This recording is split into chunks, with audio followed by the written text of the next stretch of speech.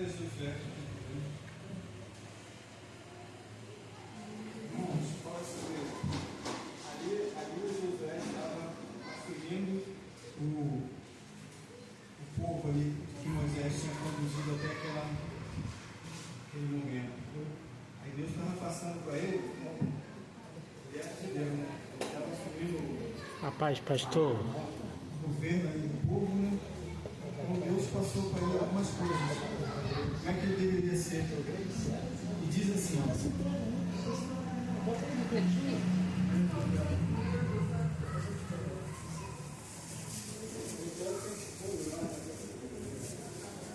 diz assim, então, após a morte de Moisés, o servo do Senhor, sucedeu que o Senhor falou com Josué, filho de Nun, ministro de Moisés, dizendo: Moisés, o meu servo está morto.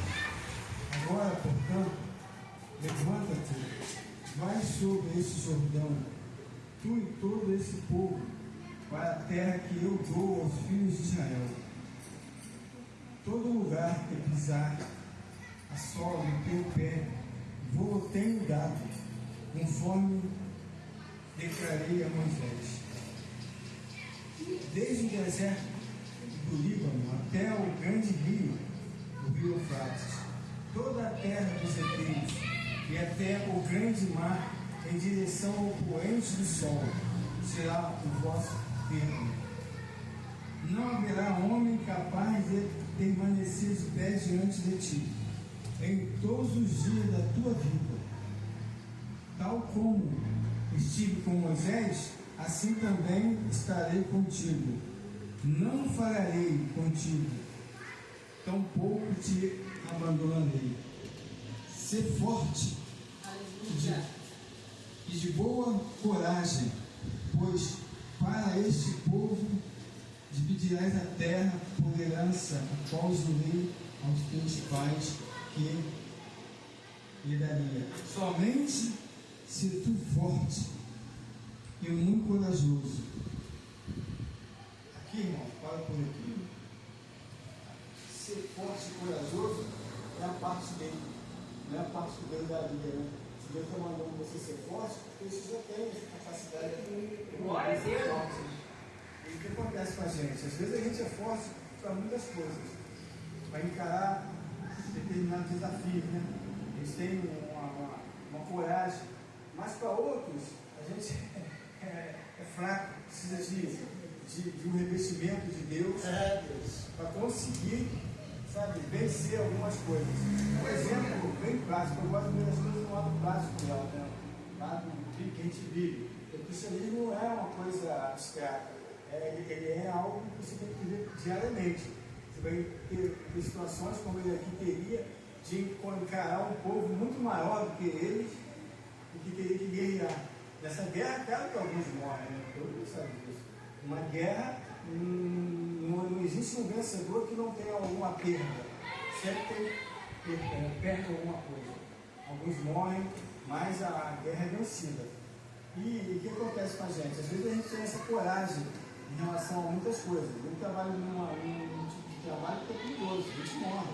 E isso acontece muito. Outros aconteceu de colega receber isso para mim fazer, o colega foi fazer e quase morreu.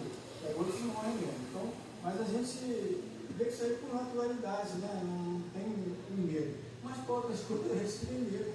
A gente tem medo de coisas que a gente não consegue dimensionar, por ansiedade. A boa parte das coisas que a gente fica ansioso, elas não vão acontecer. Assim, tem algumas pesquisas que dizem que a gente fica ansioso de forma assim, sem necessidade, porque não vai acontecer. E às vezes a gente vive um problema sem que ele nem existe. Não existe aquilo ali, não aconteceu nada. Você está vivendo ele, você já botou na sua cabeça, para lá um pouco, para cá, e vai acontecer isso, eu vou receber essa notícia, e então vai ficar. Você já determinou ali na sua mente ali, sem que nada tenha acontecido e não vai acontecer. Mas pela nossa carnalidade, nossa fraqueza, a nossa ansiedade leva a gente às vezes a criar monstros que não existe. E aí eu sempre volto para o Salmo 1, né, que é o Salmo que eu medito, que diz que a vida do cristão vai ter uma normalidade. Ele vai colher aquilo que ele plantar. Se ele confiar em Deus, ele vai colher os frutos dessa confiança. Às vezes ele vai tranquilo. Espere o melhor, não espere o pior. Não espere o pior, porque Deus não tem o pior para ninguém. Eu ficaria muito triste se minhas filhas esperassem de mim o pior. Vou esperar do meu pai, que ele seja assim, seja assado, seja um pai ruim. Não, eu espero o melhor, porque eu não vou decepcionar. Eu sempre procuro ser um bom pai. Mas imagina Deus. A gente sempre esperando alguma coisa de ruim, alguma coisa que vai nos abalar, ao invés de confiarmos.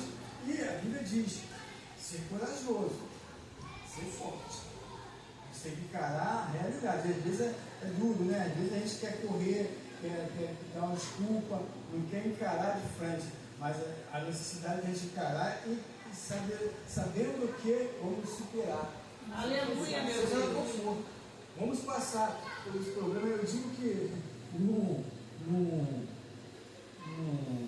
frigir dos ovos, né? Quer dizer, na conclusão de tudo, eu, como venho do Evangelho há muitos anos, nasci no Evangelho, então eu vi famílias que deu certo, porque confiou no Senhor, e vi famílias que não deu certo, porque tinha tudo para dar, mas não confiaram no Senhor. Então, quando você coloca sua confiança em Deus eterno, funciona.